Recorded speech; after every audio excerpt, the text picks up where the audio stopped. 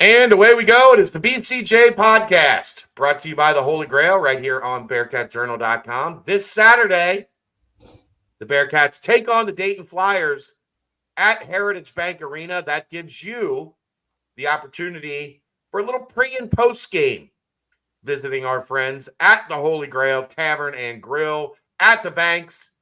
Stop by, get yourself a little pregame meal, have a beverage or two, maybe have a Coke because you don't want to drink RC Cola when you get into the arena. But get some water in case you don't want Deja Blue or whatever it is that they sell inside that place. Stop by before and after the game. Support those that support us. Visit our good friends at the Holy Grail. Hi, David. Hello. How are you? It's been a day. Hey, it always is. I mean, you got court hearings and transfer portal and game last night. I mean, it's never ending, man. Yeah. Keegan gave me with the old I've never seen a day like this before, and I'm like, stick around. This is a warm-up. This wouldn't register on like top 10 like most craziest newsworthy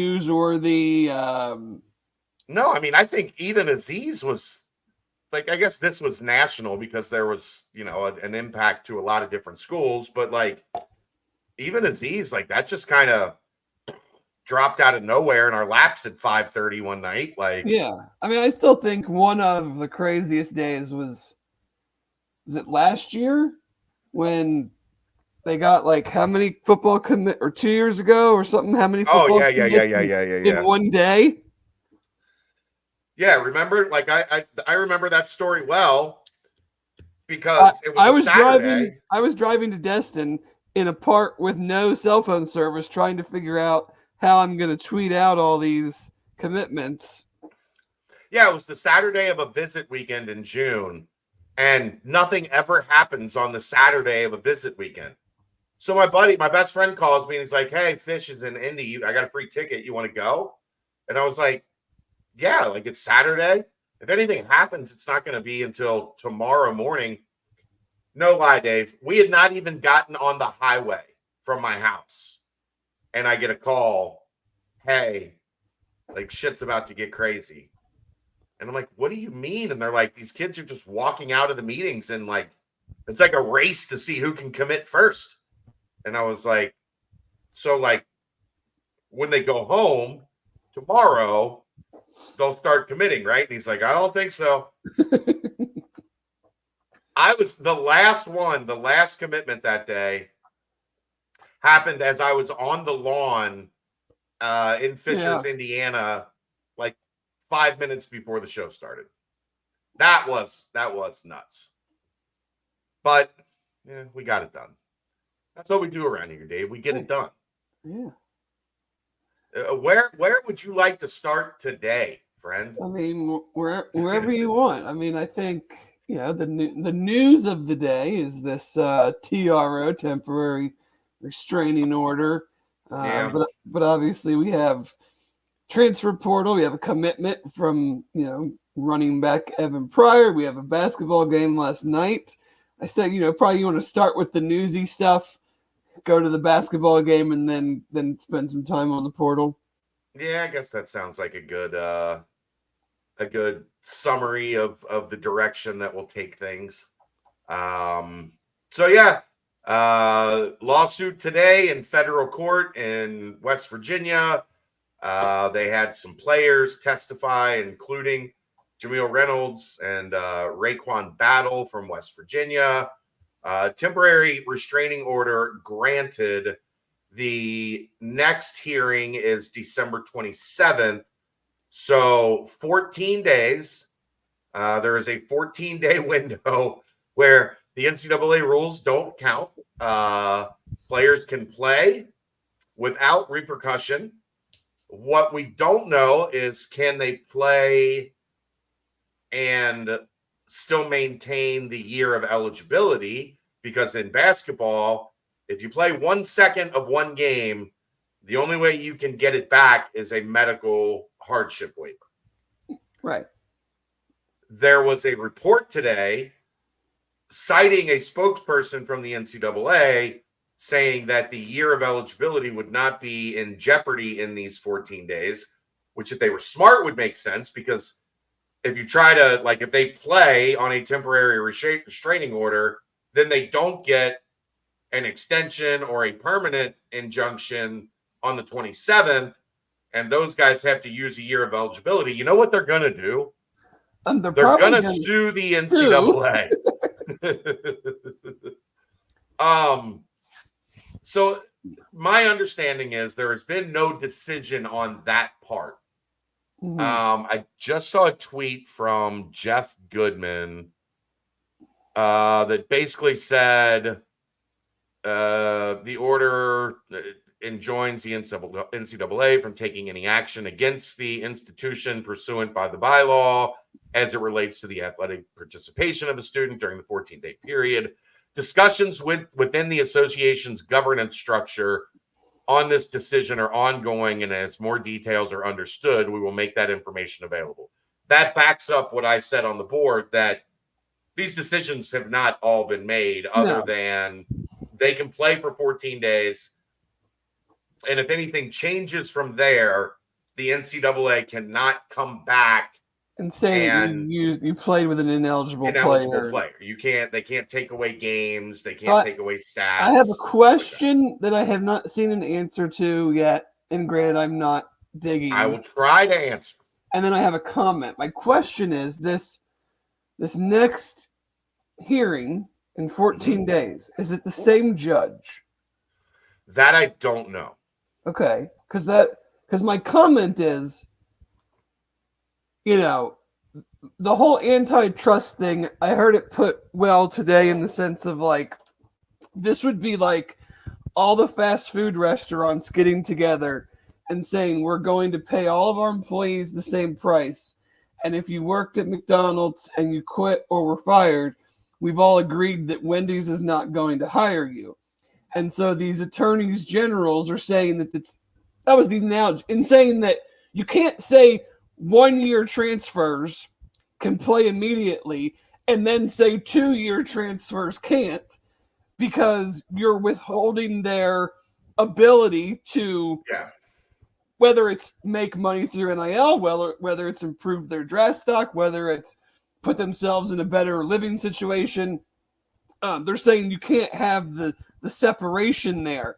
So I've kind of had the thought of, it's very hard for me to see a judge in court. Like, we look at it from the sports point of view. They're looking at it from the law point of view. Yeah. It's hard for me to envision a judge ruling this and having some comments that I retweeted one of them earlier that pretty much just take a sledgehammer to what the NCAA is trying to do here. And then in 2 weeks, they're going to go backwards. Like, that seems very unrealistic to me. I kind of envision them basically in 2 weeks saying that this is now permanent and you can play throughout the season or whatever. Or the NCAA is going to say that you can put, maybe it doesn't even get to 2 weeks. Maybe they come out in between that time. But because there are certain things that are still not 100% ironclad, like it still puts the schools and the players in a bad spot, because even though I think they're not going backwards, and I think a lot of people probably think they're not going backwards. I would guess everybody thinks they're not going backwards. Are you going to risk your player? It's not going to hurt you from you're not eligible to make the tournament because but do you want to do that to one of your players for over a 2-week period that potentially, if something crazy were to happen, then they're like, sorry, Jamil, you've played in 2 games, whatever it is. You played 19 minutes in 2 games, and that counts as a season for you. So I can totally understand why there's still a trepidation to just automatically be like, yep, he's going to play, he's ready to go. Like, I get it. Well, I don't think it's even as much trepidation as much as I think the NCAA hasn't given us the info. Like, up until that statement I just saw from Jeff Goodman, I know I had a phone call it's about 6:30 with a source that said no schools had been had been informed of anything by the NCAA. Right. The NCAA had not reached out and contacted any of the schools at that point that had been impacted yet. So they have to be careful. Like, you're not just going to come out. I know, like, there were a couple of teams, I think at least one that had a guy that was impacted that had a game tonight. Right. And the word was they were going to play the guy tonight. But knowing John Cunningham, knowing Wes, they're going to make sure they have the information. Our compliance department. Right. They're going to make sure they have the information before they sit down and make a final decision on Saturday. Yeah. I mean, one of the more hilarious parts in all of this, I think it was Goodman also that, it was actually our Attorney General, Dave Yost, that said that there's like 100 players. Yeah. And there's 90-something players. And that some of them have not even had their like initial rule like appeal, 44, I guess. 44, I think, that have not even had their initial appeal ruled on. Like, what are you doing? I've been by the NCAA office. It is massive. Like, I'm assuming there's a lot of people that, like, what are you actually doing? Like, how hard is it to rule on this stuff? There's a lot of stuff throughout this that just kind of, I mean, and one thing we hadn't, and I'd kind of forgotten about this until today, and I think it was one of the arguments made this morning. This wasn't in effect for all sports. It was 5. There's only 5 sports that have the 2-time transfer waiver. Yeah, probably the ones that actually produce revenue. Yeah. Football, men's basketball, women's basketball, I would guess baseball, and maybe women's volleyball. I don't know. I'm just guessing. But like I know those sports at least do a decent number in like NCAA tournament and things like that. But that's just opening yourself up for antitrust right there. Yeah, so that was like I mean, so it's okay for the golfer or the track and field or the swimmer. They can transfer as many times as they want, but the basketball player can't. Right. And that was one of the things, like, the NCAA purports to treat student athletes like any other student. Okay. Well, I could have transferred 7 times and there was never a penalty in place for any. I mean, you might like lose a credit or like lose some credits here and there, but they're that not still happens in athletics. They're not telling you that you have to sit out a semester. Year in residence, right? That to me in and of itself is one of the most hilarious things ever. Is that they're holding on to this idea that transferring from, we'll use Evan Pryor as an example, that transferring from Ohio State to Cincinnati, if he was a 2-year transfer, he would need a year to acclimate himself to a new school that has roughly the same amount of students, is also an urban campus, and is 110 miles south. Like, he needs a year to be able to figure out how he's going to navigate college life. Well, in that situation. We all know what the transfer rules were about in the beginning. Control. College coaches, for the longest time, always had control. Right. And that has taken a significant hit. But this is still on their feet. Like, they asked for all this. Of course. And then the NCAA said, okay, we'll do exactly what you're asking. And then once they saw it in practice, they were like, oh, wait a second, this isn't exactly what we had in mind. So it's all good on paper, but then when you actually see how it works, you're not as excited about it. So this is a little bit of a tangent, but do you have anything specifically on this you want to get to for right now? We can come back to it. But no, because I think we're still kind of in this, we don't know. We need more information. We don't know. I mean, I don't think it's really fair one way or the other to weigh in on like, will Jameel play? Will he not? I mean, I think it's still very much up in the air. If they get some answers that helps them out, then I would expect him to play. If they don't get those answers, I don't think they're going to risk it for one game. I don't either. And then if he's not going to play Saturday, then why would you play him? Unless you got the answers you were looking for. Right, but I mean, right. So, but you're turning around in what, a couple, like Tuesday the next week or something, or Wednesday. Yeah, Saturday, Tuesday, Friday. So, like, you could technically play 3 games under this 14-day TRO. Yeah. But if you're not going to get the answers you need, then I don't think he's going to play. And because I'd agree.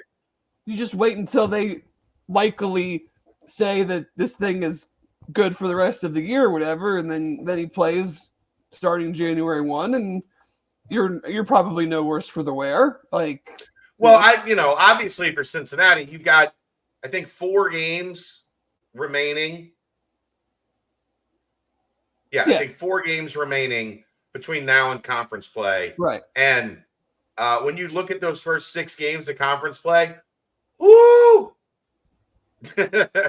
I don't think you want to work Jameel in. That first one was starting January first one's 1st. Going to be a little more difficult than we thought maybe 2 months ago.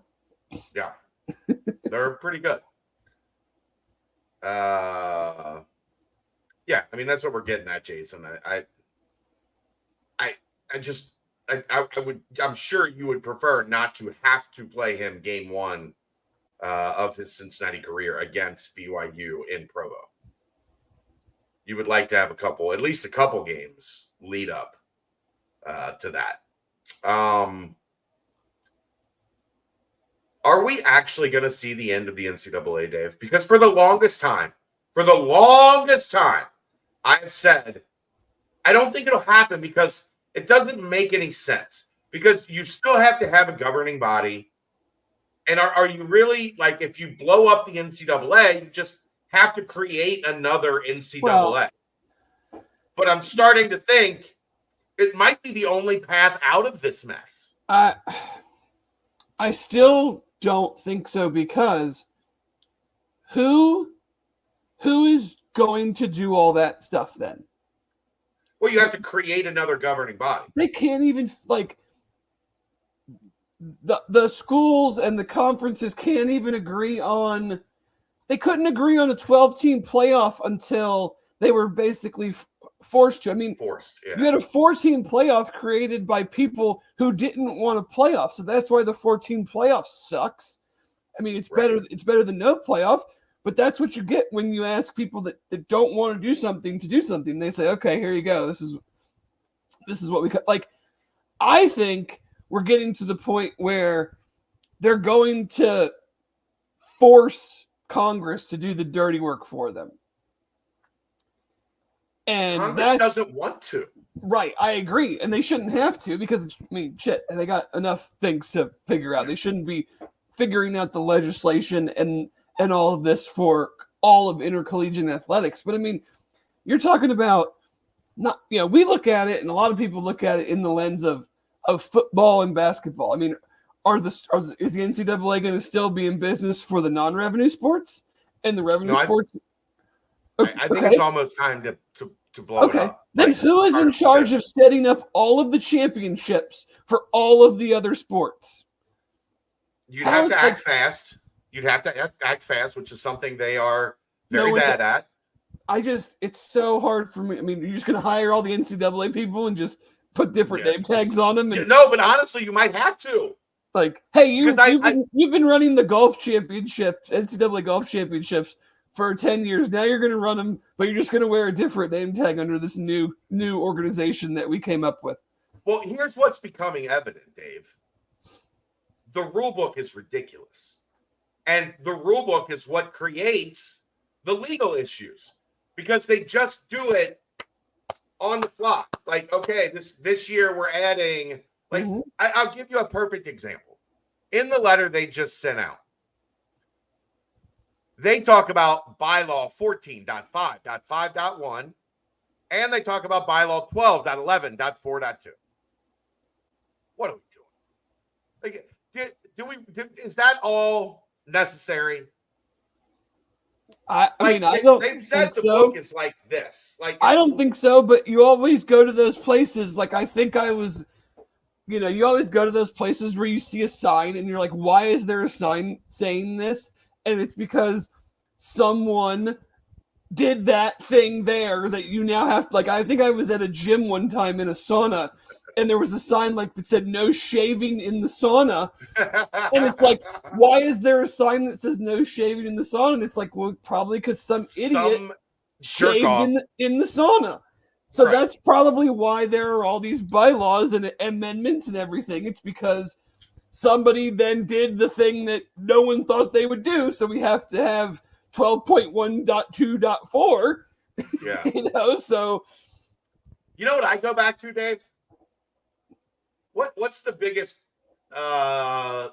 story in conference realignment right now? I mean, right now, just the ACC can't break their grant of rights because it's literally like 2 sentences. It's one page. It's so ambiguous that it's open for interpretation on every angle. No, it's not open for any interpretation. You can argue. That's the beauty of it. You can argue it in every direction. Like there's no hard and fast like, okay, this is how we can fight this in court because they said this and this is illegal. Right. Like, it literally says like I, John Doe, sign over all of my television rights over the length of this Yeah. Please sign here. There's no parameters. There's nothing you can point to say, you guys are not fulfilling this part of this agreement, so we can now, break the agreement because you're not holding up your It's a beautiful piece of legalese. But, I would say. For a lot of our younger members won't, and I'm too young to even really remember it. But that all started in 1984 when the schools and the conferences sued the NCAA to own their own TV rights. Right. It used to be one big pot split up amongst everybody. But they said, no, we can make more money if we go out on our own and do this. And so they fought the NCAA to own their own rights. And now look at where they are. Can you have an institution like the NCAA that can't win in court? Like, that's why I'm starting to come around on they might have to do something because we're getting to the point that everybody realizes there isn't a judge in the world that's going to vote for anything in favor of the NCAA. No, it almost seems like you need to either have the NCAA or a company like the NCAA that is your management/operations department.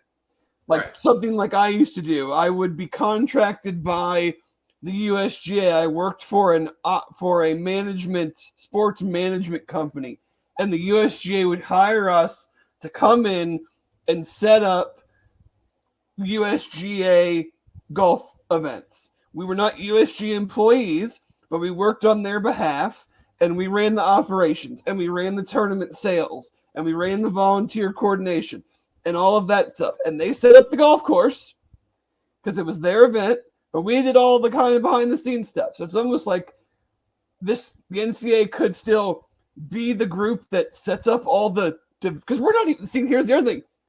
We're not even talking about just Division I. Right. We're talking about Division II, Division III. Like, who is going to set up all of those champs? Like, and that's just one thing that comes in the top of my head is like, who's going to set up all these championships? Yeah, that's your background, so it like pops it like, yeah. And so maybe you have them doing something like that, but then you have a new arm that is your rules enforcement governance thing. But again, I fall back on just using football as an example.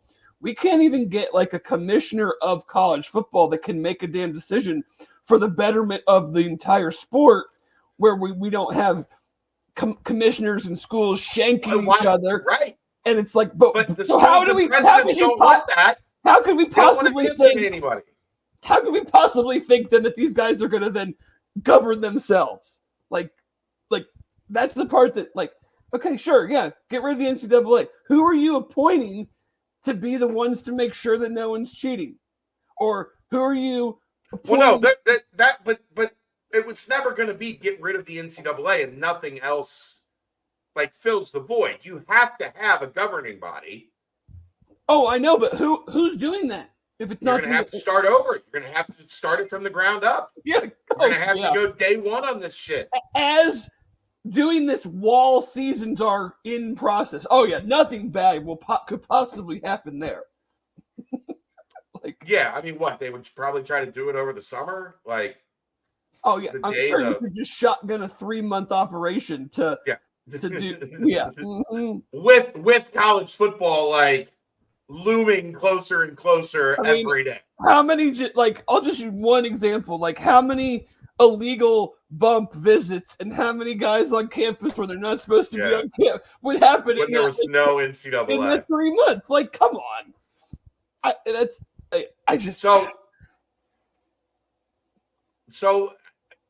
agree. I completely we've been doing this a long time. I've been on your side of this for a long time. But at some point, you have to look in the mirror and say, we have created a situation where we will always lose. Oh yeah. If our rule book goes to court, there is nothing we can win. And that means ultimately, Dave, your rule book doesn't exist. Yeah. So I don't know. Do you start over with the rule? Do you just say, we are taking this rule book, we are walking it over to that fireplace, we are setting it on fire and starting over? Well, the reason it doesn't matter is because it's not legal. They have no subpoena power. Like, they can never force anybody to say anything. That's why the old, don't ever talk to the NCAA. You're going to get in more trouble trying to be the good guy and fess up to your sins than you are just saying nope, I don't know what you're talking about. Plausible deniability. You can't make me talk. You can't make current players talk. You can't make former players talk. This is not a crime. This is breaking your whatever rules. That's why nothing that happened in the FBI case actually translated to college basketball. It's because they were talk to us, and people were like, no. A couple low-level guys went to jail for nothing, and then essentially for not talking. Then actual coaches that know shit and did shit, nothing except for Sean Miller's top assistant. He went. Well, yeah, he went to jail. But nothing happened to Sean because I didn't know he was doing that. But I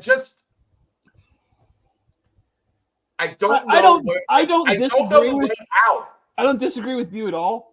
I'm just sitting here going, yeah, I want to see this shit. No, look, I'm telling you, I have been on your side of the fence forever.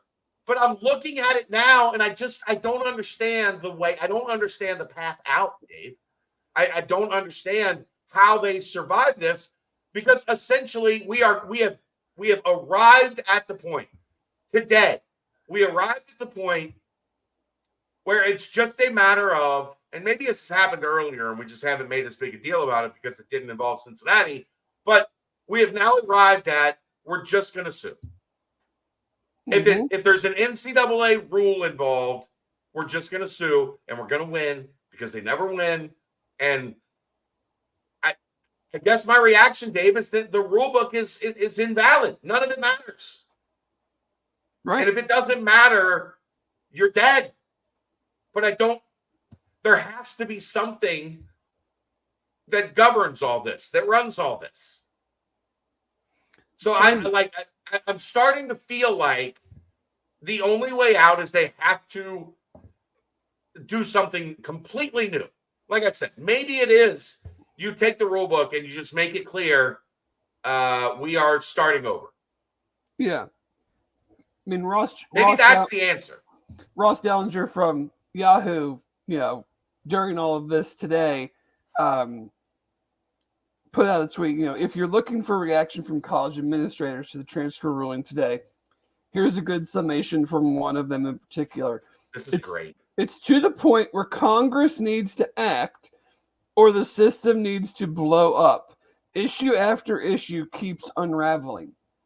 I don't disagree with any of that, but okay, blow up. But then then what? Then what? Like, everybody always says, like, this is going to blow up, or this is going to unravel, or this is going to be bad, and someone else needs to figure it out. Like, no, Congress does not need to figure it out. Congress needs to figure out a whole bunch of other things on a whole bunch of bigger levels than this. Stop going to saying that Congress needs to figure this out, because the NCAA and the NCAA is just doing what the universities ask them to do. So the universities need to figure it out. Right. The universities have created this pretzel. Whether that's tell the NCAA, here's how it's going to go if you want to stay in business, or our top whatever are going to go figure it out on their own, and then you will not be in business anymore, because guess who won't be in your NCAA basketball tournament that you make billions and billions of dollars on, that funds the D3 golf tournament, national championship. Right. Those teams aren't going to be in the NCAA is just it's almost the exact same as a school. It's set up the same as a school, except they don't get any money from football, because the schools are like, no, we're not giving you any of that. But the NCAA basketball tournament and the baseball tournament that's on ESPN and the women's tournament, that money funds all of the other stuff. Right. So the schools can say, okay, yeah, you're either going to do it this way, or we're going to go figure out a way to do it on our own. Now, I'm not sure the schools truly understand what doing it on their own entails. I think that's probably fair. Yeah. I think they're starting to figure it out slowly but surely, and it's starting to become very clear that the way that they want things done is not how this works. But nobody ever really challenged it. Right. Like, yeah, the name, image, and likeness stuff got challenged. Amateurism got challenged, but that was always, as soon as that first conference TV deal was a thing, that was always coming. Now, the NCAA was just too stupid to prepare for it. I guess I could see a world where, and I have not read up on it at all, but I know that he used the 100 school thing. Charlie Baker and his whatever his. Maybe I see a world where 100 schools break off, because I do think it's utterly ridiculous, especially in college basketball, that UC and and Brian isn't even on the bottom end of it. I mean, they're like that UC and McNeese State or Alcorn State or they're playing on everything is the same for them. The universities, the programs, nothing could be closer to the same. So why are they being held under the same rules? Right. It's not fair to the Alcorn, the Alcorn State. Like, that's not fair to them. But Alcorn State still wants their hat in the ring. Right. They still want to have the opportunity to make the NCAA tournament. And get that money. But I could see, we'll just call it the 100 schools. We'll call it like major division, call it major Division I football, those schools, whether it's the MAC, Sun Belt, American Conference.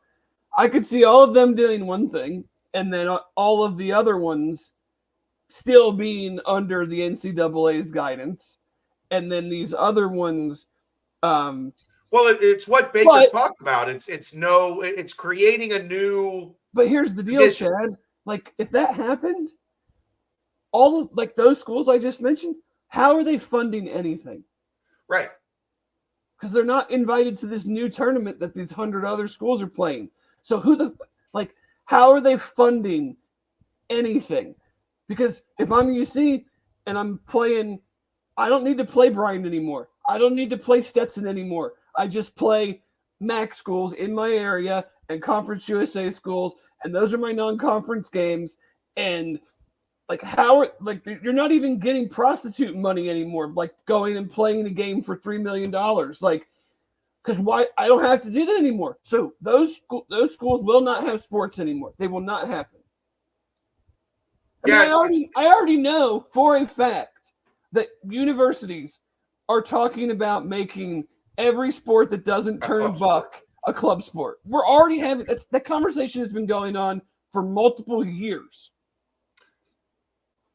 I guess, and this gets back into a lot of the stuff we talked about in realignment, but is the answer ultimately splitting off football? Maybe not splitting off a chunk of schools, but splitting off football. And maybe men's and women's basketball, I don't know. But in terms of that, like, let them be their own thing. Then everything else, it'll be labeled club sports, but you know what'll happen? Conferences will form. And everybody in those regions, it'll go back to originally, like, the Olympic sports will go back to originally what college sports was. I don't know, though. I mean, let's use Duke for an example. So Duke football, or some of these that are predominantly like, let's use the Big East for an example. Where's the Big East going in this idea?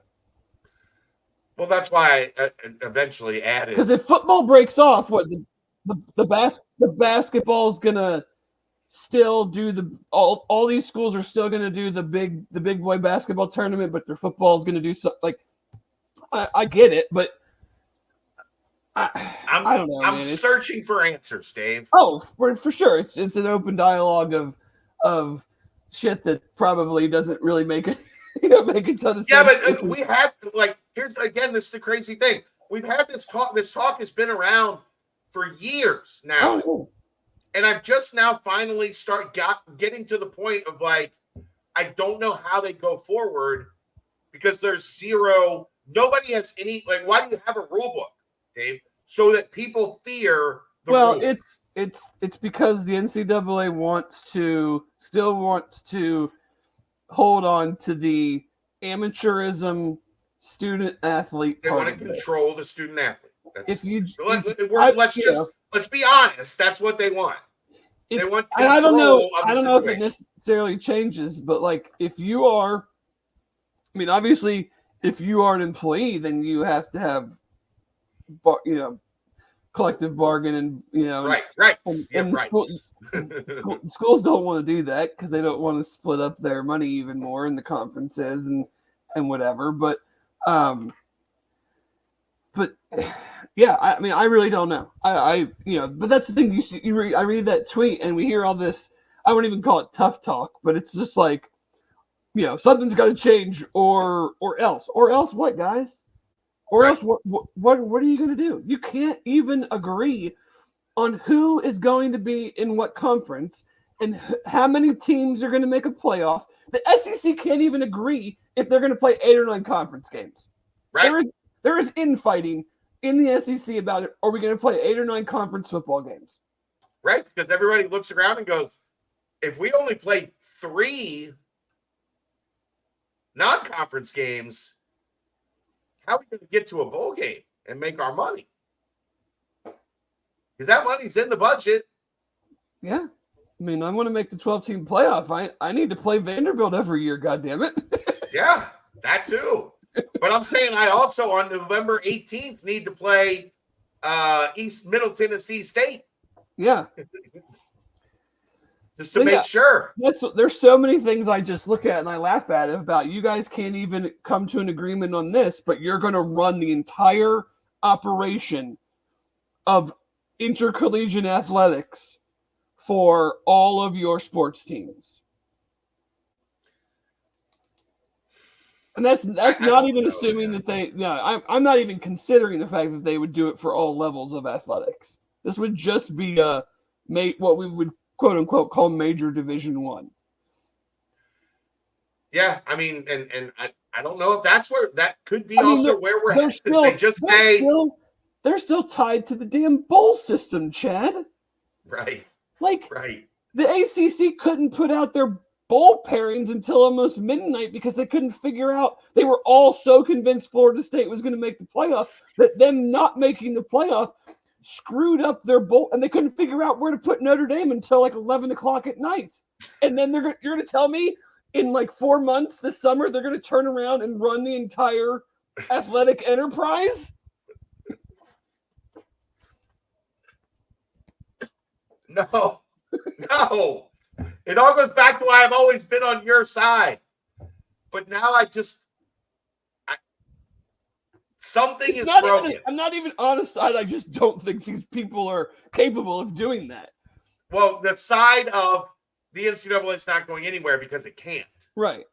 Because that's somewhere that means something else has to replace it, and I don't think they're capable of that's my point. You can't even agree on what crappy, insignificant bowl games to send your 8-4 team to, but you're going to be able to come up and figure out all this stuff. Like, give me a break. How long have we been talking about this 12-team playoff? Like, how long did that process take? Yeah, I mean, it could have happened this year, except the alliance conferences got upset that Greg Sankey took 2 Big 12 teams, even though the Big 12 conference wasn't part of the people that were upset. Right. So they did it to spite him so that they couldn't have a playoff 1 year earlier. Okay, sure. Yes. Tell me all about how terrible things are and how you guys are going to fix that. Also, one group of people that's actually governed by ESPN, and then another group of people that are actually governed by Fox, and they're going to all of a sudden work together and be buddies? When does that ever happen? Mm-hmm. I don't know. Like, I don't have an answer for how, but it's broken. Well, I mean, we always hear stories of like rumors of, this dude got promised this in NIL money and he never got, but no one ever tells on each other because they don't want it ever to come back. They don't want it to ever come back on them. Right. Like, so yeah, I mean, there's obviously many, many things that need fixed. I mean, everybody that's listened to me for any amount of time knows I think it's utterly ridiculous that they're capping the amount of transfers in general. I feel like as long as you're in good academic standing and you cannot transfer during your season, you should be able to transfer as many damn times as you want. Right. As long as someone else, as long as someone else is interested in taking you on and understanding the ramifications of that for their roster, I think you should be able to play for 5 teams in 5 years if that's what you want to do. And a school also wants to do that. It doesn't matter to find a place that's willing. Right. So it's, I have friends that went to like 5 different colleges. There's never a penalty for that. I can't believe they got into like the 4th and the 5th one. But that was always the old joke of like the biology student could go work, but the athlete couldn't. Like or like I used this reference on TV tonight on Channel 12, like a tuba major that like just started playing tuba, and he gets kind of good, and then he transfers, and the place he transfers to, he gets even better. And then he gets into CCM. And he's transferring for the second time, but he's transferring into a world-class program. Mm-hmm. The people at CCM are like, look, man, you can play tuba at your house. But you can't play tuba here. For a year. For a whole year. For a whole year. You have to acclimate to our university. You got to acclimate to college life. So even though you've already been in college. And you have to go to all your other classes. You have to do everything but the thing you're good at. What? What are we doing? Make it make sense. Oh, we're way past that part. I know. We're at the point, Dave. That's my realization. We're at the point that I don't see a way out. Neither do they. That's why they're trying to. That's why they're trying to make Congress fix it for them, because they don't see a way out either. Because if they did, if there was any rhyme or reason to a way out, they would say, okay, we're going to appoint this group of people. They're going to be in charge of our breakaway. They're going to be in charge of just like whenever a major company, like you have transition teams and you have people that's what they do. They mergers and acquisitions, and you have people that do that as a job, and then when they're done doing the transition or whatever, then they go away and you hire the people that are good at have the connections in the main thing, right? Yeah. Right. So, but they're not doing that. So I don't believe them. It's all a bunch of empty, hoping that somebody else fixes the problem for them. Yeah, well, it's all kicking the can down the road. I just am getting to the point where I look and I don't see a whole lot of road left. Oh, there probably isn't under the current way. I mean, because like at a certain point, like you said, anything that the NCAA is now in Florida, they're suing the selection committee for the college football playoff. Yeah, which has nothing to do with the NCAA. Right. Well, yeah, that's where we're at. Is everybody now is just like, oh, we'll take them to court. They can't win. Even if the CFP has nothing, that wasn't the point. But right. Oh yeah, but the NCAA has been beaten now so many times that you could pretty much challenge anything at this point. I'd love to know how many things in the past 10 years have been 9-0 in the Supreme Court. Like how many cases? Well, the funny part about that is the NCAA thought that was a good thing for them.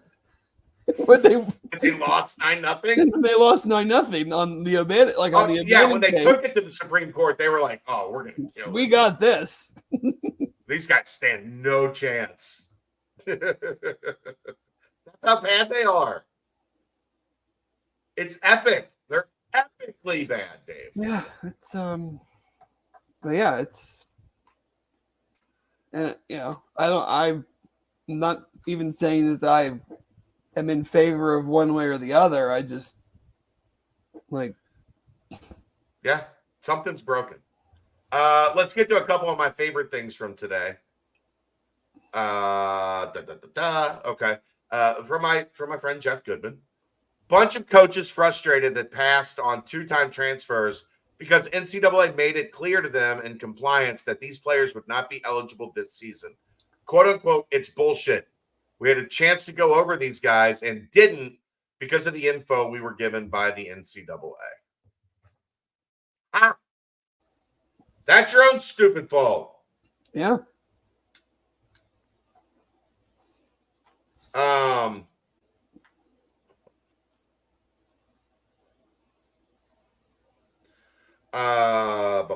going to pull up a text, Dave. Okay. That I got from a friend of mine in the coaching business. This was on Wednesday of October 18th. This person has no ties to Cincinnati. So almost 2 months ago. Oh, yeah. This is like right before the season started when everybody was freaking out because there had been, there's 2 weeks to the season and hadn't heard anything on the transfers, on the appeals, on the, Word for word. I won't say who, but someone that has a good job in the business, coaching business. Just an FYI.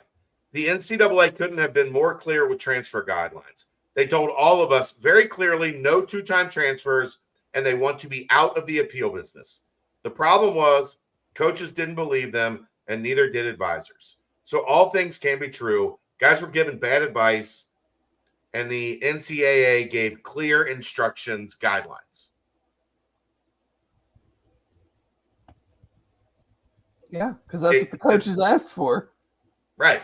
I know that school. Because they wanted their jobs to be easier when it came to roster management. That school was one of the schools, Dave, that decided 2-time transfers are not on our board. Right. We believe the NCAA. They tell us not to do this, and And we're not going to do it. Now who looks like a bunch of dummies? Because I bet that coach or that program probably could have got some guys that they would be them were 2-time transfers and could be helping them. I'll just say they coach at one of the more prestigious universities in the Midwest. Prestigious. Like, yes, they could have gone and gotten somebody. Well, okay, so we obviously know we're not talking about certain schools locally.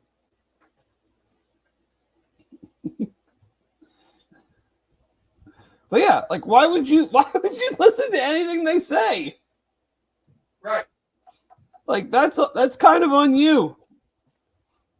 It's very much on you.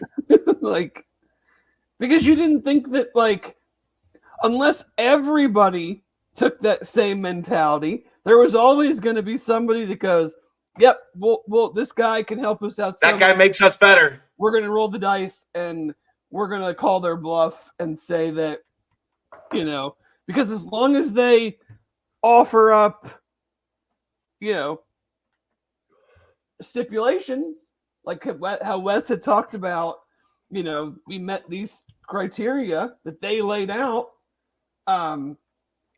As long as they're offering those up, then there is a way around it. And also, there was an understanding at Cincinnati of the risk of, yeah, we might not get either of these guys eligible, but we'll have them for 2 years after, potentially, we'll have them next year.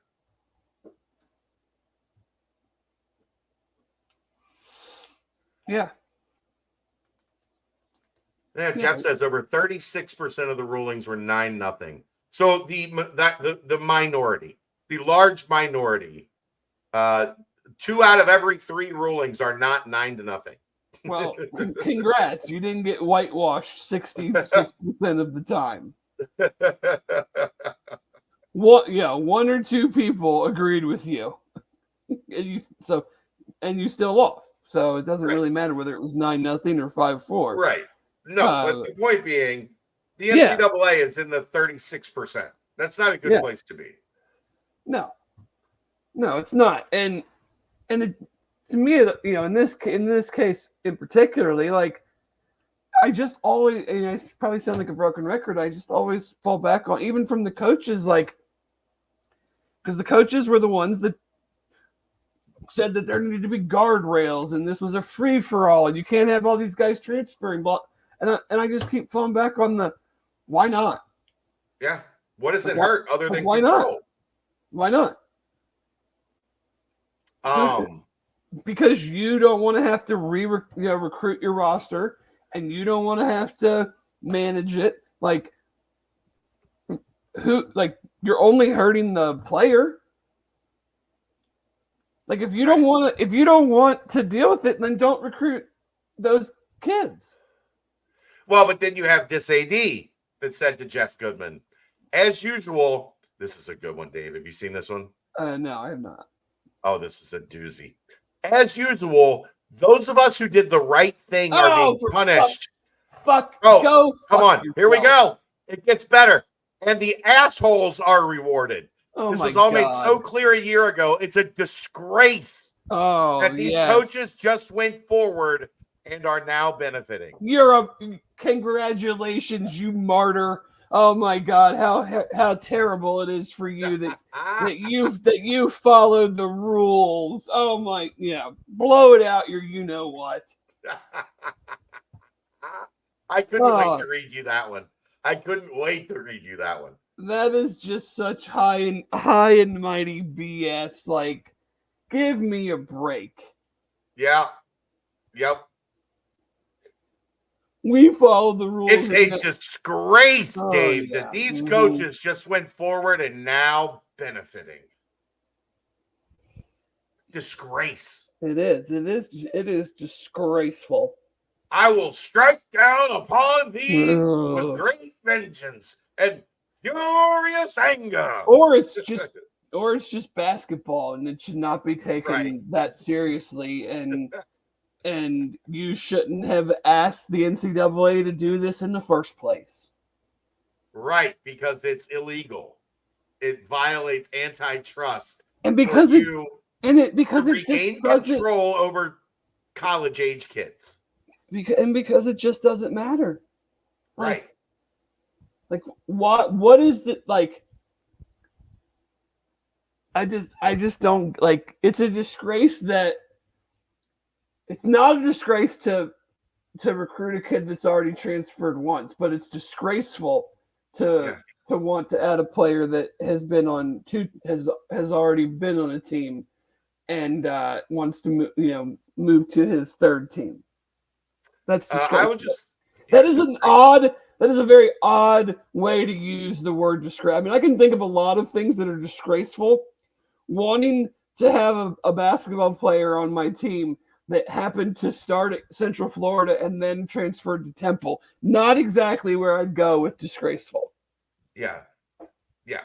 Goodman's probably loving the fact that he can be the voice of the high and mighty. No, he's loving the fact that it gets clicks, baby. Oh yeah, amplified and make no mistake. Like Jeff knows what he's doing, brother. And he knows these guys are smart. They know which Yeah. AD to go get the anonymous comments from. Exactly. I'm telling you, Jeff is doing his job at an elite level with what he did tonight. Yeah, and I can guarantee that AD is not in the football Power 5. And even if it is, it's at near the very top of the food chain, Dave, because they can say things like that and it doesn't matter to them. Right. But I don't know if they would I don't know if they would believe that.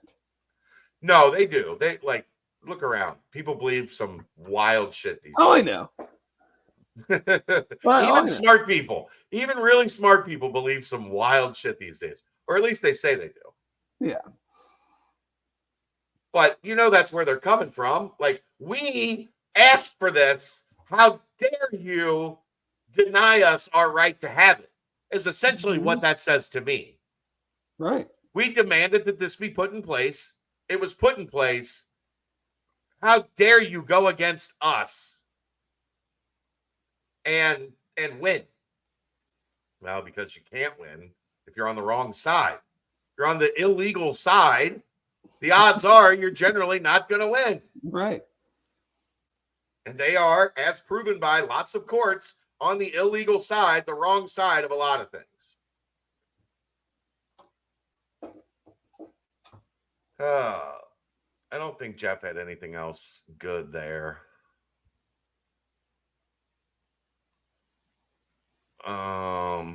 Just scrolling through to make sure that he hasn't said anything new. I don't see anything. There were a couple others today. I think Dellinger got a couple anonymous AD quotes today as well. Yeah, I mean, I read the one about the, got to get Congress involved. Yeah. Yeah, because yeah. You guys are either not smart enough or not willing to just fix it yourself. They're not willing because they've been living on a house of cards that is crumbling fast. Mm-hmm. All right. I don't guess I have anything else on that. Do you? I'm good. I wouldn't, until you have answers, I wouldn't play Jamil. No, I'm not expecting them to. I don't see it. It doesn't add up to me. So we'll see. Hopefully we get more answers. Yeah. Like maybe tomorrow we get an answer where Cincinnati will say, but they don't have to say until Saturday. But watch the NCAA just not provide those answers until 14 days from now. Right. That's what you're in fear of with them, because they can do that because they've now said, like, we have forwarded it to our executive committee and they are deciding what to do. Mm-hmm. And then, but watch, on December 26th, they'll be like, we have decided da-da-da-da-da before it goes to court the next day and gets the permanent injunction. Good Lord. What a mess. All right, let's timestamp. That timestamp brought to you by Turtles Brew. 0 sugar, 0 carbs, gluten-free, bourbon-infused sweet tea. It's got lemonade tea, strawberry mint, cherry lime, raspberry peach, orange vanilla. 50 locations in Greater Cincinnati. Visit turtlesbrew.com for more information and locations. A portion of the proceeds go to save the sea turtles.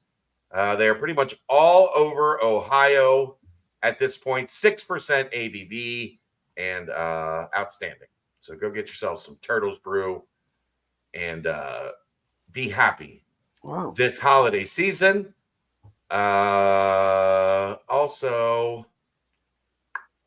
that will take us to the TeamTicker segment as we get ready to talk some Bearcats basketball. Brought to you by TeamTicker. It's a one-of-a-kind sports sign for Bearcat fans. I've got the Sea Paw. Aaron's got the Bearcat. It's a high-tech retro display. Provides quality daily updates of the latest news, stats, schedules, betting odds. They're not allowed to do that anymore, sorry. And much more. No subscription required. If you're looking for the perfect edition, I forgot to take that out of that. I clicked the old read, I think. Not allowed to talk about the betting odds anymore. If you're looking for the perfect addition to your man cave, your dorm room, pretty much anywhere, or a gift for that special Bearcat fan, it is Christmas season.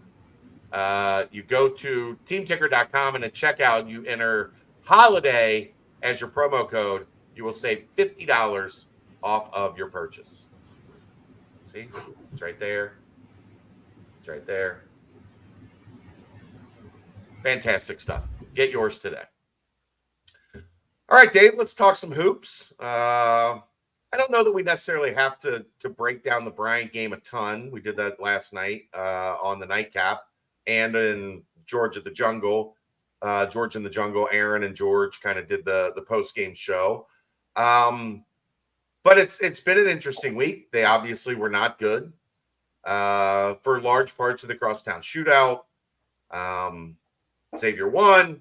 They started ugly versus Bryant with what I kind of predicted with the shootout hangover. And they still end up winning by 35. 7-1, right? 8-1. 8-1. Going into a big game. And we'll get your thoughts on Dayton here a little later because you got a chance to see them recently. But overall, and I guess none of this might even matter really because Jameel might be eligible and the team changes again. But overall, where are you at with this group through the majority of the non-conference schedule? I mean, kind of what, in the sense, kind of what I thought. I think they've played better. I think the point guard play for the most part has been probably, better than expected. Just they really, I don't think we haven't seen like a legitimate slump or, I think. You know what? We can look at Howard and say, they didn't play great for most of the Howard game. Weren't great, but by no means, but not awful. Fair. Right. And that was still always going to be the worry coming into the season. I think, we don't need to. I don't need to discuss it. There were some issues. Clearly some issues, especially in the first half of the Xavier game that we talked about leading up to the game on that Wednesday night, talking about what we thought were some keys that, again, I don't really need to get into it, but, and then last night, last night wasn't even really about like the cold shooting. To me, like, I was more frustrated with like a kind of another first half of just sloppy turnovers. I mean, they let Bryant muck it up. Like let Bryant Xavier first half and Bryant first half. Those teams they're not like trying to force you into turnovers. Yeah. And I will say, Dave, I think what Bryant did last night messes with people more than you realize. They just did an offensive rebound. Yeah. Like they just were playing one shot, and then by the time you get a rebound and turn around, we have 5 guys on defense just standing there. Yeah, And I think that messed with like who they want to be at least it offensively. can, but you to me, you still had You have to be better than too they many were last night. unforced turnovers. Yeah. Too many. Like, I mean, God, like, how many times did we either get the ball blocked, get the ball slapped, like just very casual in the paint with the ball, just stuff that I looked at outside of the shooting that I said, like, you guys cannot do that come January 1st. Yeah. Like, Now, fortunately, come January 1st. shooting is going to come and go, but like, you can't like Vic can't have the ball not just flat knocked out of his hands as much as it seems like has happened over the last 2 games. Like, you can't be as casual with some of these passes. You can't. I think Dan is legitimately like having a bit of a rough go. I mean, I know he got to the line a lot last night, but like, you can't take some of these shots and some of these drives against the teams we're going to be playing moving forward and expect that you're going to be in a 6-point game and then all of a sudden with 6 minutes to go outscore them 31-5. Right. Like, so those are some of the things I'm looking at that go far beyond just the, like, we didn't have a good shooting game for the first, for the first half at least. Like, that's fair. That game was not close in the first. It wasn't a 3-point game in the first half because we didn't shoot good. It was a 3-point game because we turned the ball over 10 or 11 times, depending on what website you were looking at. The official said 10. Right. And had the ball, we're taking bad shots, being not like, how many times, I know 2 for sure, and maybe more. How many times out of timeouts did Bryant just score ridiculously easy baskets on just easy actions? Like, not even like backdoor cut, and one time a guy flashed, like they had it in the corner in the second half, and he just threw it right to the paint for a layup. Yeah. Like, stuff like that has to be cleaned up, and you're going to have that in a 30-game season. But those are the things you look at and go, those are the errors that are going to cost you games when you do shoot well, because you end up doing stuff like this.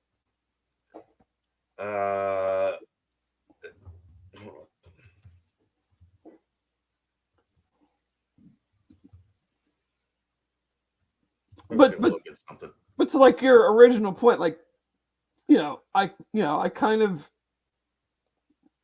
they're not appreciably better or worse than I expected. I mean, we kind of knew what the non-conference schedule was going to be outside of Xavier and Dayton. I think, Georgia Tech has, had a good week, but beating Duke and Mississippi State, but I still don't think they're a tournament caliber team.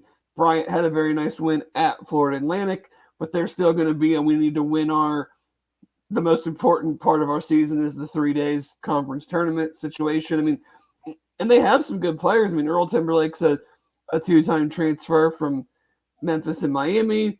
They've got some solid players, but there was no reason in the first half to find that much resistance at the rim, and right. And to where, like, it shouldn't have, like, even if you had a bad shooting game, they still should have been up 10, 12 instead of 3. At least like 8, something like that. Yeah. If you're just playing a much better game, but you're just not making shots. Yeah, like at least 8. Like, should have been up at least 7, 8 points. Yeah, I mean, the very end of the half was kind of indicative of my feeling of like the entire first half. It was sloppy and lazy beyond just missing shots. It was doing things you're not coached to do. Like, things you're very basic, that like nothing complex, very basic things that you're coached every day, and they were doing them poorly, very poorly. I know you know this. Cincinnati 26th in KenPom. Pretty good, right? I do know that. Pretty good. Yeah. They are 7th in the Big 12. Yeah. They're even higher in BPI, which is a metric that the selection committee uses, by the way. Yeah. They're what, 16? They were 20 last time I saw it, but that was I think they prior. jumped up to like 15 or 16 That was after prior last to night. last night. And I think they're still 6 or 7. Yeah, I think fifth or sixth probably at that point, if they were 16. Yeah. Teams coming up in the first 6 games of Big 12 play. BYU. They were 1 8th. in the net. I don't know if they still are. They're 8th in KenPom. Kansas 12th in KenPom. Oklahoma 19th in KenPom. I believe they play Baylor in those first 6 games. 7th in KenPom. And Houston, they don't play them in the first 6 games, but Houston is number 1.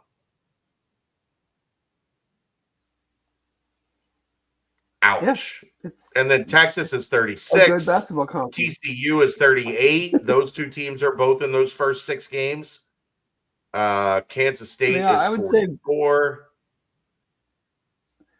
Go ahead. BYU and Oklahoma, I think they're probably the biggest surprises so far. Again, we're not even 10 games in for some teams, so sure, that can change. And I think, and you can agree, disagree. I think Baylor's the best team in the conference. Yeah, I think I would agree with that. I mean, I think they do the most. Like they do the most things. They have all of the parts. They have the bigs, they have the wings, they have the guard, they have the young guy that is the top 5 lottery pick. Yeah, they have veterans, they have a bench. Like I think they're pretty damn impressive. The thing when I've watched Houston, they just don't have the bigs this year. Like he does not have that 3-headed monster at center. And I don't think they have they don't have the Marcus Sasser, and even what was the guy's name before him back in Rob Gray? No, the more the shooter scorer guy. The kid that transferred from Duke. I know exactly who you're talking about. Or not Duke, not Duke, but no, was it Davis? Yeah, Davis was and one of them. Quentin Grimes from Kansas. That's what I meant. I don't see that guy on this year's team. I mean, I know LJ Cryer is kind of supposed to be that guy, and Shed. But they're not like Sasser. When he got hot, he was getting almost 25, 30. I don't know if I see that from those guys. I think there's more balance at guard for them than they've had, but they're not as imposing. Like they don't look like Houston teams have looked. Like when they walk on the floor, you're like, ooh, yeah. I don't want to mess with those guys. No, but nobody's going to bite your thigh with this team. They just don't have that dog in them. They're just not going to. I mean, if you don't have a guy willing to bite a thigh, like how can I trust you to go to the Final Four? How can you be number 1 if you don't have somebody willing to bite a thigh? I know. Just look over and take a chunk. Man, that was a day. That was a day.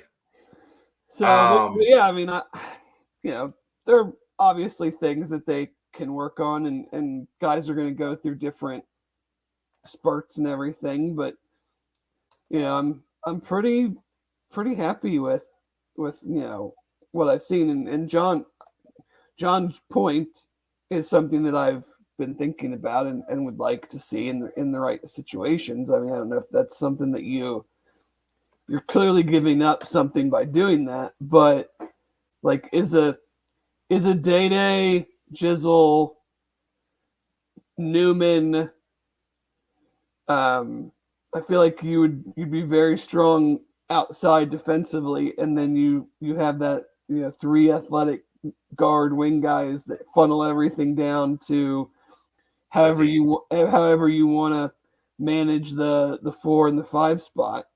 Yeah. I don't want to guarantee I think it'll happen, or I don't want to like say for sure I think it will happen Saturday.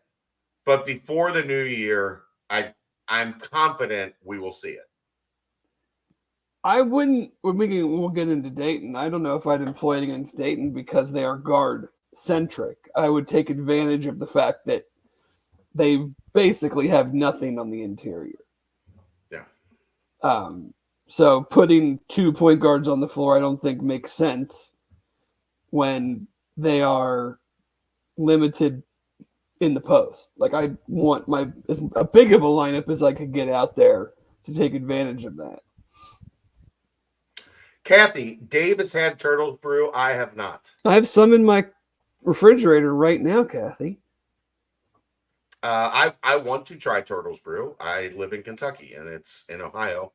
And you're never in Ohio.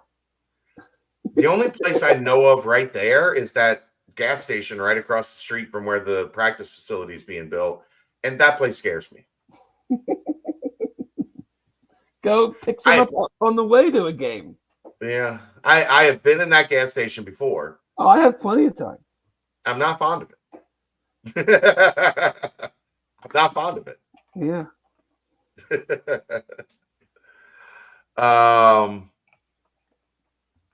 We'll get to the transfer portal in a little bit, Randy. But Date's got two guys that can shoot the hell out of it.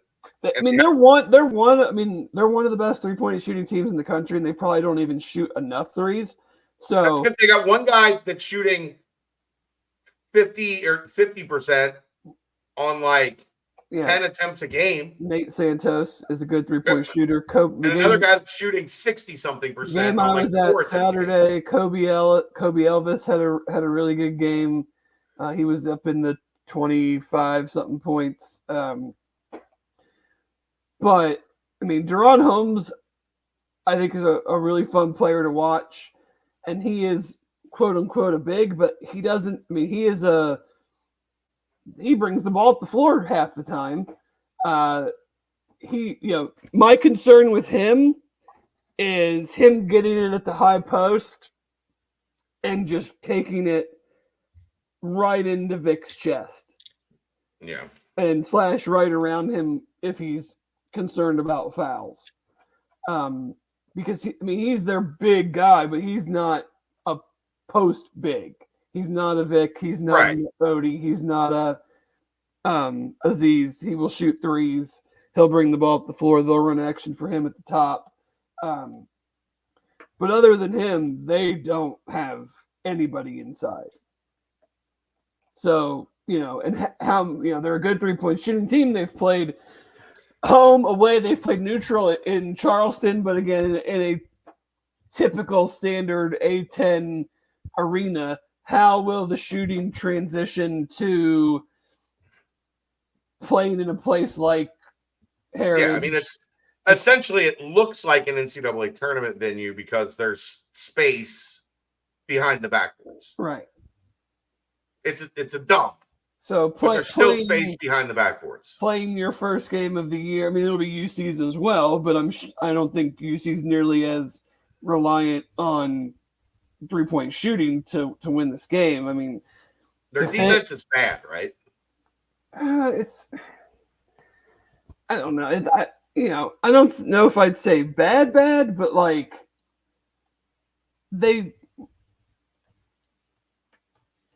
UC shouldn't, if they don't shoot a really good percentage from 3, the game shouldn't be close. They're 105th in adjusted defense. Yeah, I was just about to go look that up. Yeah. I mean, they are also 356th in adjusted tempo. 63 possessions a game.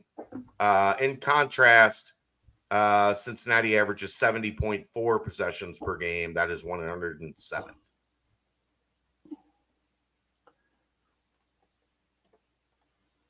Yeah. Just for factual relevant reference. Right. So, great job. Yeah. We said that last week too. But right. That was his I think that was the joke, Dave. Just I know. But no, they have some. I mean, their lead guard is pretty small. Not. I mean, it's not like ours are. We're not talking Troy Copain, so I don't think we're going to see post up opportunities. But But Jizzle and Day Day, I was going to say Dizzle and JJ, whatever. Jizzle and Day Day should have a significant strength factor over Dayton's point guard. Mm-hmm. Maybe almost like what it looked like when Jizzle had Trey Green guarding him, which I will say, Dave, if Trey Green started the second half, I'd have started Jizzle in the second half too, because Jizzle James took Trey Green's lunch and beat him up and put him in a bush in the back of the school in that first half on Saturday. Yeah. So yeah, I think you just need to be, this is a game that, get into your stuff, let your bigs get position, let your bigs get going. Maybe, I think Dan is a guy that I think would be a great person to put on Deron Holmes. But offensively right now, I just I don't know how much you can how much can you play him? Yeah, I mean, I think it should help that there's really shouldn't be a whole lot of rim protection for Dayton. There's not, but I mean, was there really a lot of rim protection? I mean, Brian apparently blocked 13 shots in the game earlier this year, and I didn't feel like they had a guy over 6'7", but they seemed to be blocking. They did a good job of swatting from behind, blocking shots before you even the guy from the backside. It was a weird, you don't see that much. Yeah. Where they go to block shots behind your head. Mm-hmm. Yeah. They had it down. I was impressed. It was it kind of reminded me of Mick's philosophy of don't slap at the ball on defense, just take it. Yeah. Because they're not going to call a foul if you just take it. If you slap at them and you don't get all ball, they're going to call a foul. Mm-hmm. Take the ball. And that's kind of what Bryant did on block shots. It was weird to see. It was an interesting strategy. They were good at it. It was clearly something they had been drilled on extensively. Right. So yeah, get into your stuff, get the ball in the paint, moving around, get open shots for your, because the more you develop that and get that going early, then it forces their wings and guards to start coming down. Inherently, as you score in the paint or as you get rebounds, the perimeter guys are gonna come down and start helping, and that's when you can, kick the ball out to what should be more open shooters. Right. In theory. In theory. Always in theory. In theory, a 15% 3-point shooter doesn't go 2 for 4. And hit 2 big ones, including probably the game winner. Right. In theory. Yeah, in theory. That's what all the national guys were saying today. Theoretically, this ruling means just to cover their ass. Yeah. Anything else basketball related you want to get to? I don't think so. Was a 24/7 article recruiting wise today on Davion Hannah. Very positive quotes on the Cincinnati environment, how much it impressed him and felt like family. That is, I don't listen to much that recruits say, Dave. Right. Because over the years, you go over it so many times and you hear so many different things. Well, yeah, and the person writing the article is who are the schools that are recruiting you? Them, and it's okay, tell me about Michigan. Tell me about UC. Tell me about Texas. There's a trigger word that tends to when you're why recruits actually make the decisions they do, and that is family. So many of them say it, right? It felt like family. It felt like I was at home. Yeah. Same terminology. It's a comfort, the comfort. Right. You're moving away from home. You're going to college. An ease that these guys are starting to feel when they come on these visits and meet with these coaches. It's not a coach player, recruit, coach relationship. It always Right. will be until you come to a university. But like, Of it's course. it's more of just, these guys are looking at it as more of like, I don't know if the friend is the right term, but just like a much more casual relationship than, Family. yeah.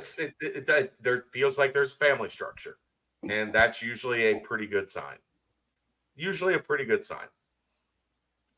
So, and again, for those that don't know, there's kind of a reason for that, Dave. Davion Hanna, his brother, played for Bradley. You know who recruited him to Bradley? Drew Adams. I do know that.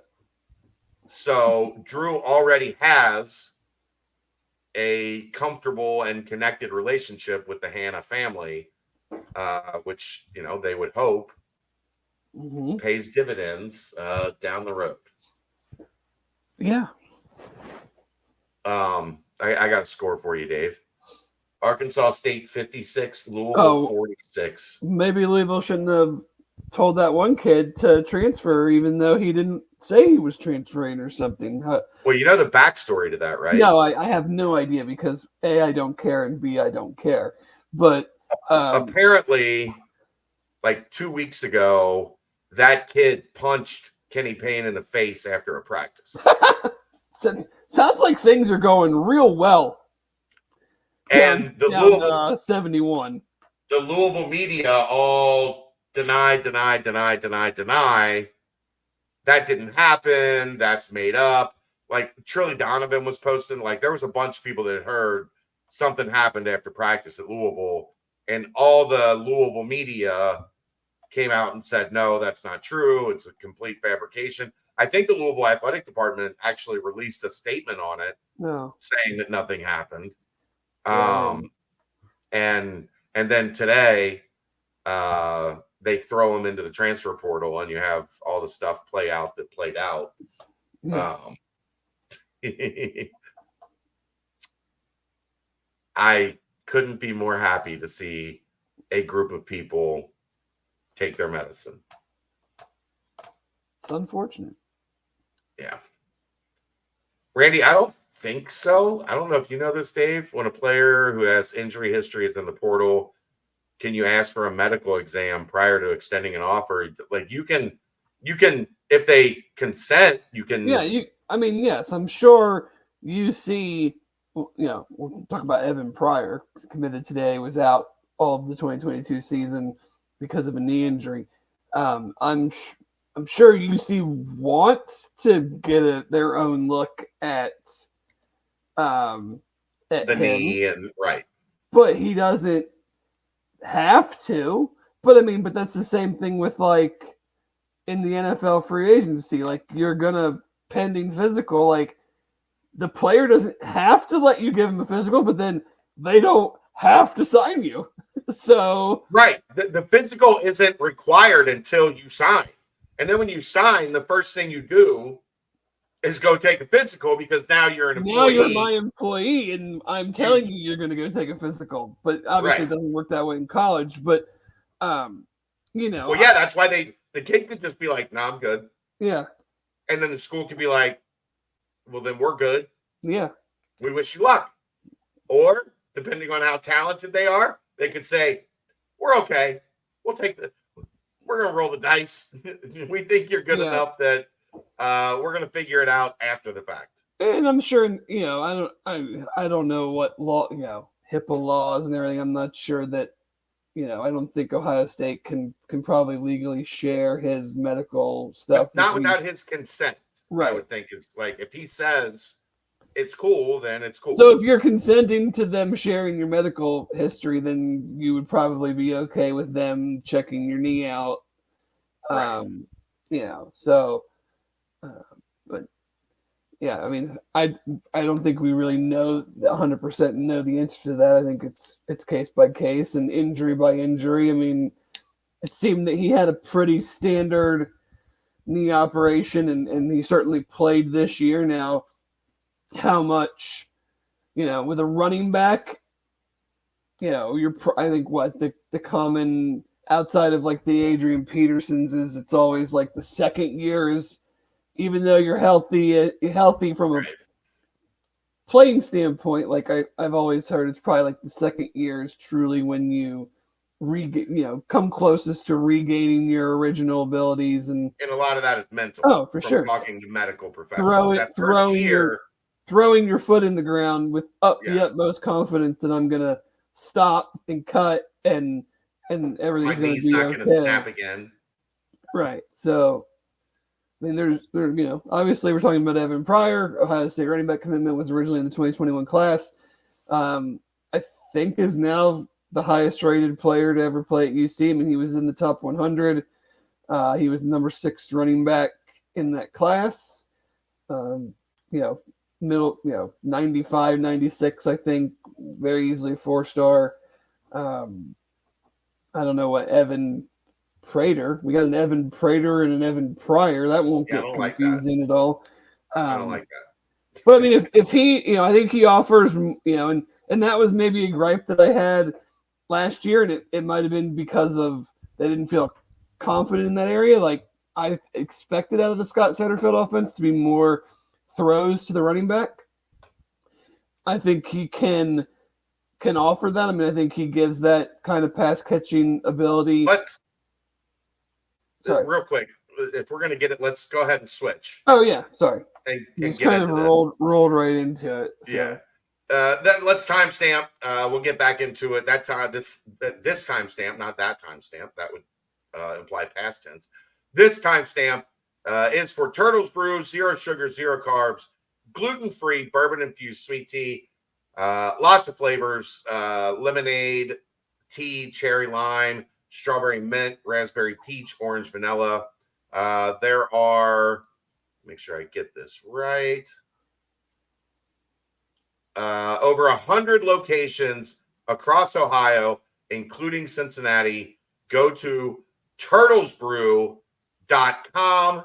You can find out where you can get it.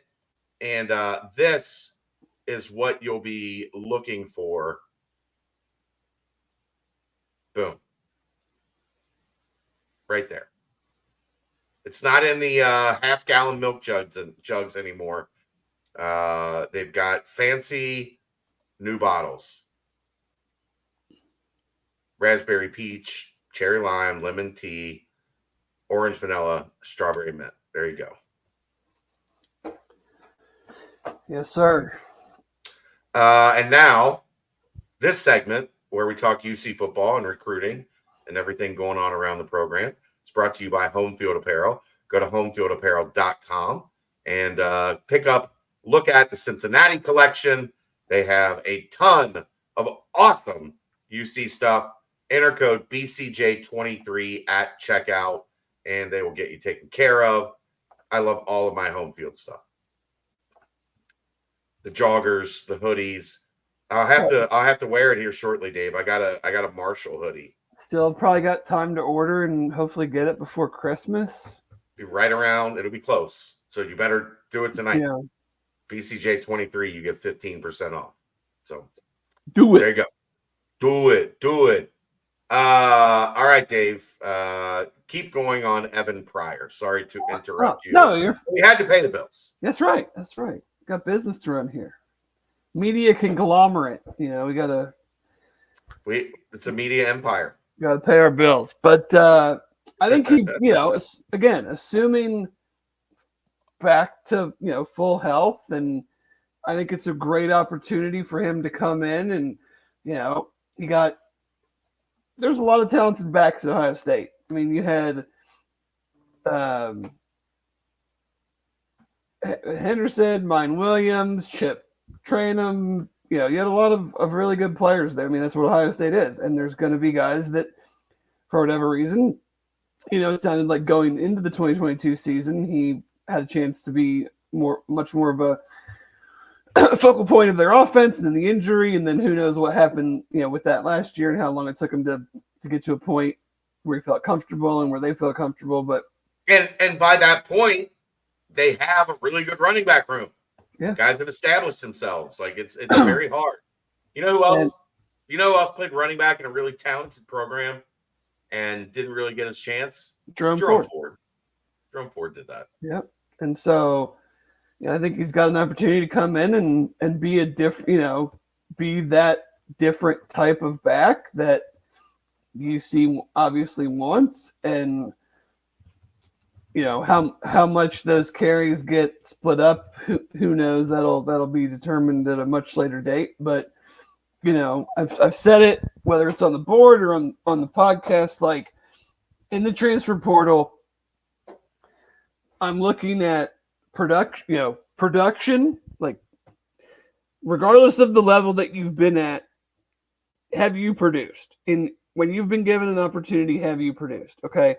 And if you haven't had that opportunity, say you're a redshirt freshman or you're a sophomore, and what are your traits? Do I see you being able to produce once you get that opportunity? And that's kind of where he falls in. And yes, he's maybe a year older than that world, but he's certainly got everything that, again, assuming health is where it needs to be, and we have no idea no control over that, but right, he shows all the things that you want in a running back at this level, and offers you something that is different than Corey offers you, and it was probably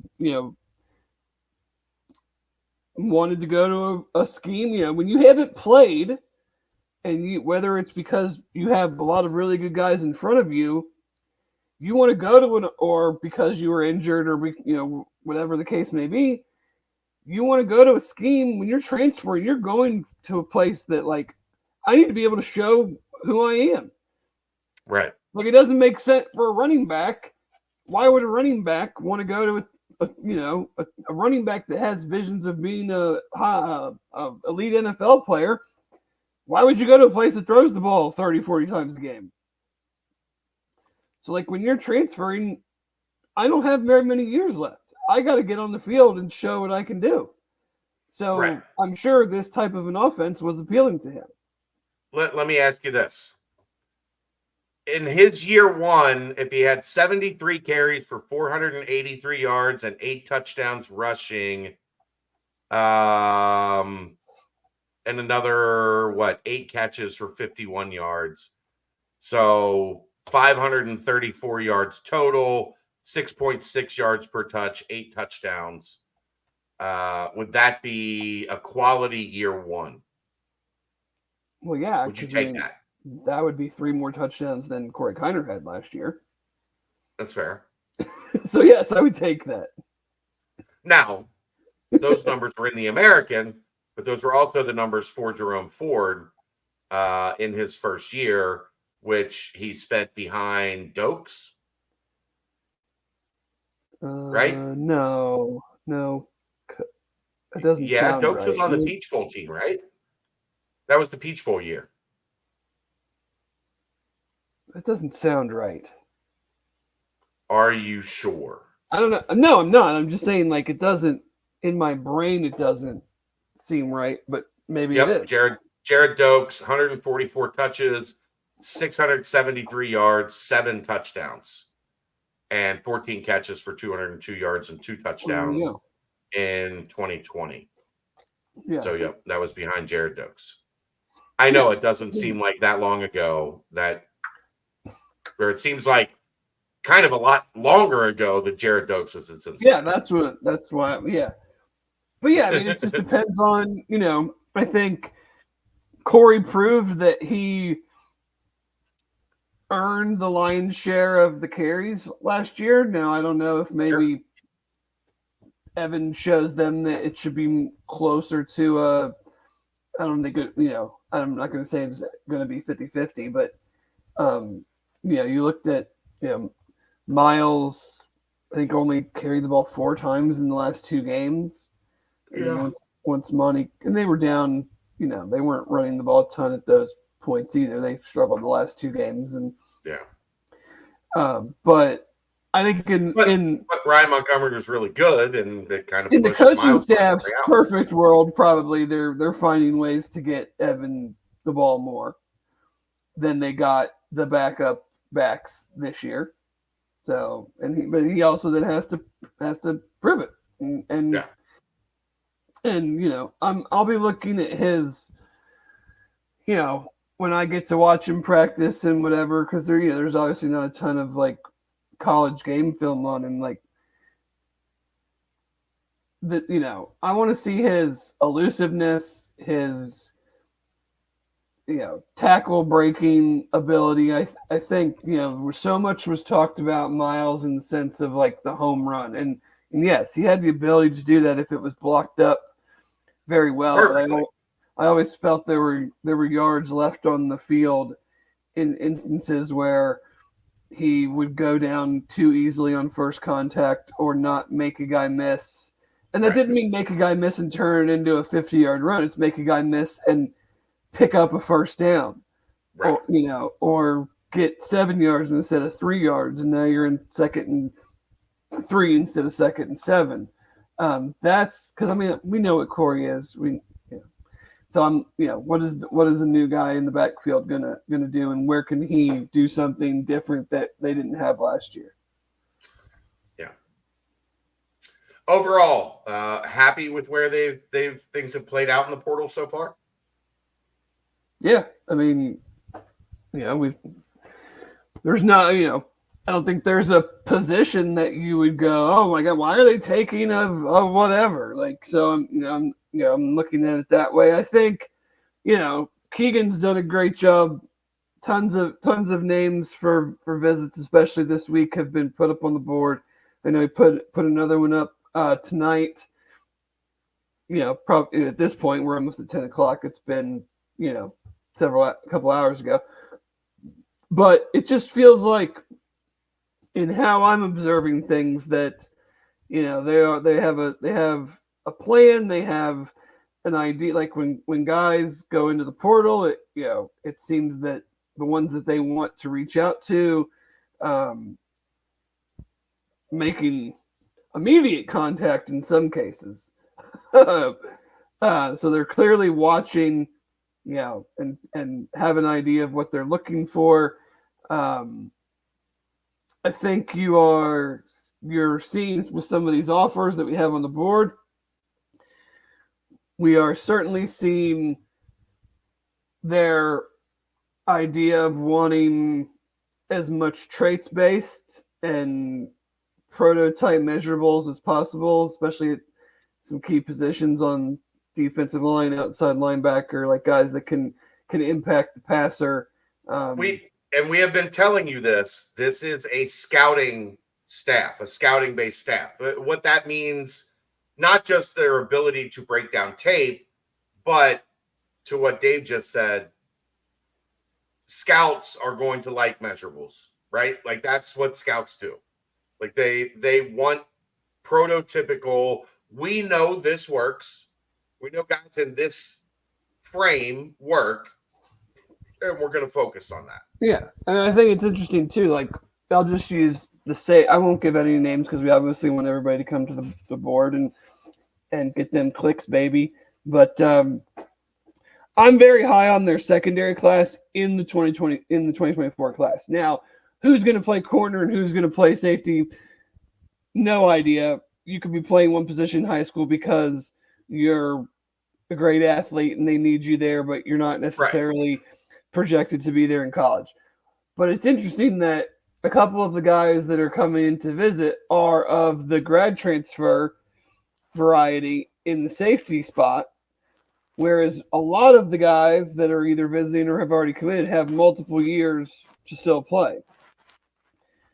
And so, but I kind of look at that as like, we want some veteran. Kind of desperate at DBs. We want some veteran dudes at safety that have been those producers, like I mentioned, that we feel can come in and start and produce right away, knowing that we feel really good about these 2024 kids, and hopefully we can start.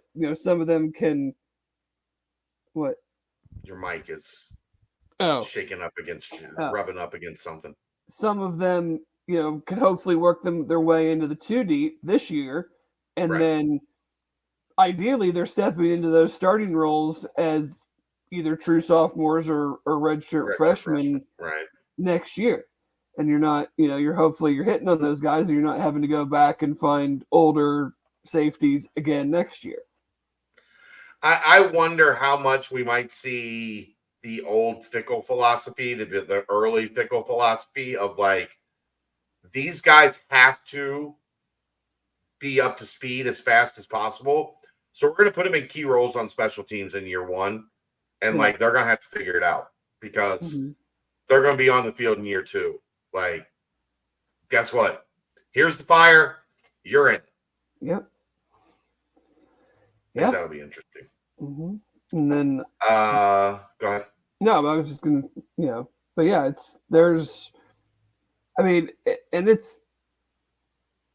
I know fans want to add, let's get these guys in. Let's, we get nervous if we're not getting commits. You see other teams get there are good players. Like today, for instance, I saw 4 or 5 dudes that I'd be like, that entered the portal today, that I'm like, yes, that is the guy I would reach out to immediately.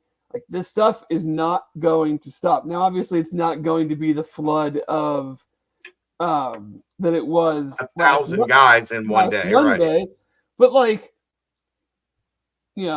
there's a defensive player that has already taken a couple visits that they are trying. That I posted an article on the board. They are trying to get visits that, as of now, obviously things change, but as of now, he's anticipating taking some visits into January. And then you have the 4 playoff teams. Like, some of those guys have been saying that they're, going to enter the portal, but that they've done it on good terms and they're going to play it, still be with the team. Other guys are saying, I'm going to go ahead but you don't think there's going to be guys after the game that enter the portal? Right. From those teams? So, as coaching staff still get filled out, there can be movement. As, guys just... Well, to your point, there's a lot of guys, and we saw it here, that will give the new staff a chance if there's a new staff hired. I want to know who my head coach is. I want to meet my position coach. Potentially, I want to meet my coordinator. And when I have all that information, then I will decide whether I'm going to enter the portal or not. Guess what? There's a wave of that still coming. Yeah. So it's certainly, last year, it's very hard to, you're still judged on what you produce. So there's no excuses. But I would imagine when we talk to Zach in next week, I'm assuming we're going to do the pod on Thursday. So, there will be a press conference because they have the press conference on Tuesday or Wednesday. Okay. There'll be a press conference Wednesday afternoon with Satterfield. Then there's the party, and I RSVP'd today. I already got us cleared. We're good. All right. In between Satterfield and the party, the tradition continues, Dave. I will sit down with Brian Brown and Brad Glenn individually and talk about the commits on the offensive side of the ball with the offensive coordinator, the commits on the defensive side of the ball with the defensive coordinator. I got that confirmed today. So that will be coming next week. We will be at the event on Wednesday night, the signing day event that's open to everyone. To the public. Yeah. It's free. Sign up. The coaches will be milling around. I'm sure there'll be a program that somebody will be in a microphone talking. And then Thursday, I do believe we will have Zach Grant on to get the full read, hopefully on not just the recruiting class, but any of the transfers that have been made official by the university. So if you think we got a lot of information this week, yeah, I think the dead period starts Sunday. So all of these, they got to get all these visits in before, I believe, Sunday. What? No, is it Sunday or Monday? Monday, because they can finish their visit on Sunday, right? Okay, then maybe Sunday period usually maybe starts Sunday at midnight. Monday. That's what my brain thinks. the dead period begins so Monday. Yeah, the dead period begins Monday. Sunday is the stop day for everybody. But there's a lot coming. We got a lot to talk about. The big basketball game on Saturday that if we're going to go into Big 12 play feeling like the out of conference was nobody's going to feel like it's a success because they lost to X.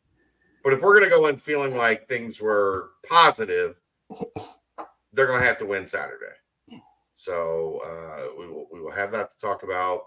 We will not be here Wednesday of next week. We will be here Thursday of next week with Zach Grant to not only talk about everybody that UC signed, but to talk about the recruiting department, the new makeup of how recruiting works in this college landscape differently than it ever has, how to navigate the portal and NIL and still trying to be a high school-based program, all of that good stuff. So, yeah. You got anything else? I don't think so. Just, make sure you're tuned in. I think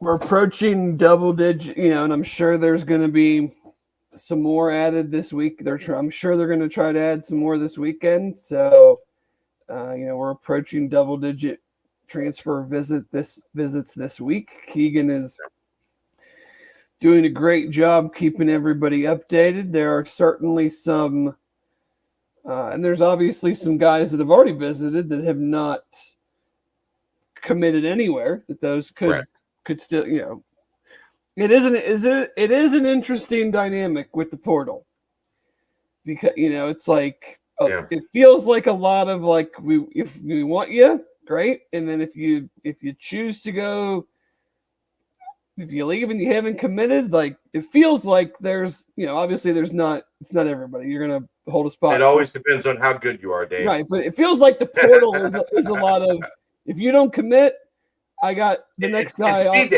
on the phone like, hey, can you visit tomorrow? Like 100% speed dating. And you get 1 day visits, you get 2 day visits. Like it is not the same that you typically see with high school recruiting. Some of these guys are coming in 1 day and they're off to the next school the next day, and some of them are doing the traditional, come in, stay the night, do the whole visit, 48-hour type thing. 3-7 Arkansas State goes into the Yum Center and beats Louisville by 12, 75-63. Butch Jones effect right there. Yeah, I wonder if Butch is there. Turned things around at the end of the year, saved his job. It's got a pretty good quarterback. All right. Well, that's going to do it. We will see you. We'll figure it out. Just stay tuned. Turn your notifications on. Like and subscribe. All that good stuff. It's the BCJ podcast, brought to you by the Holy Grail, right here on BearcatJournal.com.